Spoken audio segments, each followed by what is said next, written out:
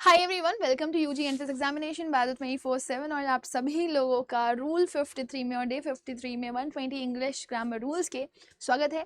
और मैं आप लोगों को लेकर के जा रही हूँ ग्रामर की हेवन। और आज के इस वीडियो सेशन में हम एक बहुत इंपॉर्टेंट रूल पढ़ने वाले हैं जो सुन करके आप लोगों को बड़ा ही अमेजिंग लगेगा कि ऐसे ऐसे रूल भी एग्जिस्ट करते हैं क्या, और ये आपके एग्जाम्स का पार्ट भी बनते हैं और आपके एग्जाम्स में क्वेश्चन भी बनाते हैं। सो आज का जो रूल है that is related to the verb, जिसे आप स्टेटिव वर्ब कहते हो, राइट। तो कुछ ऐसी वर्ब होती हैं, उन्हें स्टेटिव वर्ब कहा जाता है। स्टेटिव बोलने का मतलब ये है कि ये हमेशा एक स्टेशनरी पोजीशन पे रहती हैं, स्टेशनरी पोजीशन पे रहते हैं। स्टेशनरी NER वाला स्टेशनरी मत लिखना, वो स्टेशनरी कॉपी किताबों वाला होता है। स्टेशनरी NARY वाला जो स्टेशनरी होता है, ठीक है, उसकी हम बात करेंगे। यहाँ पर मैंने थोड़ी सी स्पेलिंग में गड़बड़ी कर दी, आप इसको सही कर लीजिएगा। स्टेशनरी, स्टेशनरी वर्ब से कहते हैं। और स्टेशनरी का मतलब होता है something which is stopped.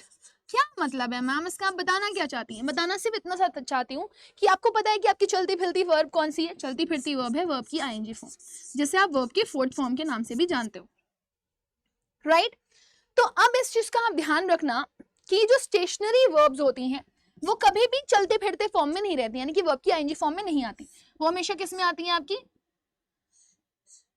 Stopped form में आती हैं, ठीक है ना।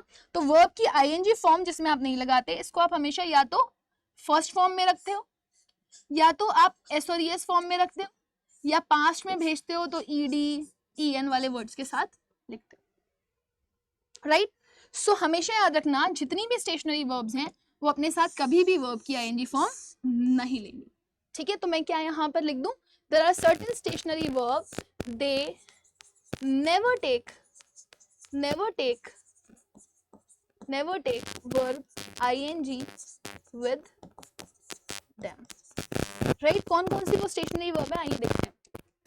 सबसे पहले स्टेशनरी वर्ब में आता है पजेसिव वर्ब, जो अधिकार दिखाती है। जैसे मैं कह दूं कि कोई चीज मेरी है, कोई चीज मुझसे बिलोंग करती है ना, या फिर ये मेरे पास है ना। तो कौन कौन सी वर्ब होती हैं जो आपका पजेसिव वर्ब दिखाती हैं? आइए देखते हैं। वर्ब में ओन, बिलोंग और हैव, ये सब अधिकार दिखाता है। और ये जितनी भी अधिकार दिखाने वाली वर्ब है ना, ये कभी भी वर्ब ING फॉर्म में नहीं रहेंगी। They will never be in ING form. दूसरा देखिए, अगर आप वर्ब ऑफ सेंसेशंस में चले जाएं, सेंसेशंस, ये सेंसेशनल वर्ब कौन सी होती हैं? जो आप अपने 5 सेंस ऑर्गन से यूज करते हो। कौन कौन से हैं 5 सेंस ऑर्गन्स?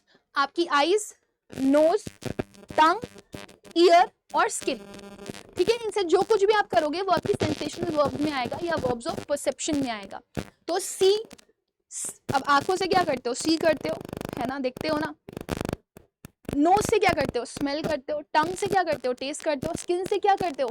टच करते हो। कान से क्या करते हो? सुनते हो, राइट। सिमिलरली अगर आप वर्ब्स ऑफ फीलिंग पे आ जाओ कि मैं आपको प्यार करता हूँ, आपसे नफरत करता हूँ, आपको जानता हूँ, आपके बारे में सोचता हूँ, right. So love, no, hate, जितनी भी वर्ब ऑफ परसेप्शंस भी होती हैं और जितनी भी वर्ब्स ऑफ फीलिंग्स होती हैं, ये भी कभी अपने वर्ब ING फॉर्म में नहीं आती। इनको कभी भी आप ING फॉर्म में नहीं लिखोगे। So can be right it, they will never use verb ING with them, right. Question को करते हैं। जैसे कि मैंने कहा, मैं एक घर ओन कर रही हूं, मेरे पास एक घर है ना। तो मैं क्या लिखूंगी? I am owning a house. तो क्या ये सेंटेंस सही है? Is this sentence correct? No. Own कभी भी वर्ब की ING फॉर्म नहीं लेता। तो यहाँ पर ओन की जगह पर, ये जो ओनिंग वर्ड आपने यूज किया हुआ है, इसकी जगह पर आप इसको कट करके सिंपल वर्ब रख दोगे, स्टेटिव वर्ब रख दोगे और लिख दोगे आई ओन अ हाउस, ठीक है। आप कई बार अपना इंट्रोडक्शन देते हो, कहते हो my name is this and I belong to this place, है ना। You never say I am belonging to that place, right. सब क्या लिखेंगे? I am belonging to Delhi. आप दिल्ली से बिलोंग करते हैं? No, this would be wrong. Correction कैसे करेंगे? आप इसको सर्कल कर लीजिए, सर्कल कर लीजिए, और आप इसको कट करके यहाँ पर क्या लिखेंगे? I belong to Delhi, right. मैंने कहा कुछ मैंने खाया और वो टेस्ट में अच्छा था, तो मैं क्या बोलूंगी? It is testing good, it taste good, right. तो देखो मैंने यहाँ पे सेंटेंस लिख दिया, it is testing good. Is this right? Is this right? क्या ये सही है लिखना? तो आप बोलेंगे नो मैम। ये आ गई ना आपकी वर्ब ऑफ सेंसेशन, तो उसको कट कर दो। यहाँ पर क्या आ जाएगा instead?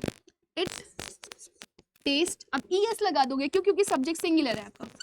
It taste is good. और देखते हैं, मैंने कहा मैं तुमसे प्यार करती हूँ या तुम्हें नफरत करती हूँ, तो क्या लिखते हो? आई एम हेटिंग यू और I hate you. I am hating you और आई हेट यू, क्या लिखोगे आप? जल्दी से बताओ।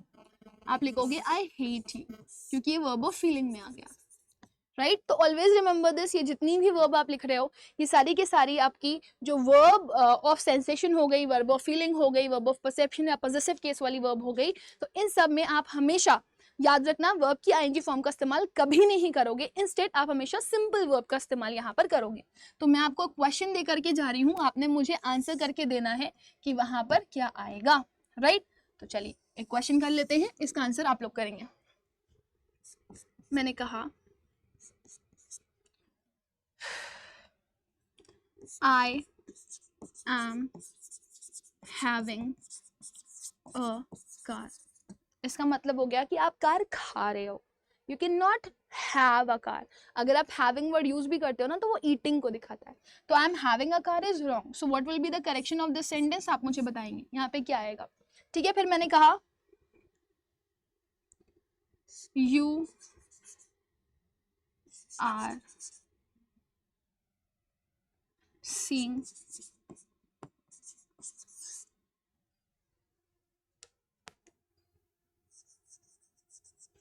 this girl।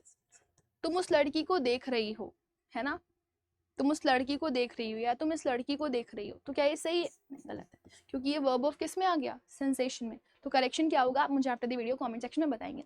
इसी के साथ हम यहाँ पर सेशन को एंड करेंगे, और आई होप कि आप लोग को ये रूल भी बहुत अच्छे से समझ में आया होगा। और मुझे after the video comment section में जरूर बताइएगा कि इन दोनों के क्वेश्चन के आंसर्स क्या होंगे। तब तक के लिए bye, take care and God bless you all.